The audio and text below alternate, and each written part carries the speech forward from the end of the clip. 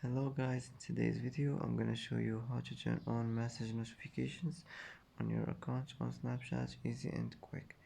First, choose any chat and hold on it like this.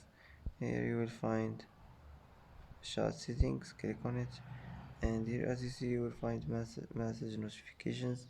Click like this and it will be turned on. That's how to turn on message notifications, easy and quick. And that's it for today. And that's it for today's video. If you like this video, don't forget to like and don't forget to subscribe. I hope this video is helpful for you, and thanks for watching until the end, and see you in the next video.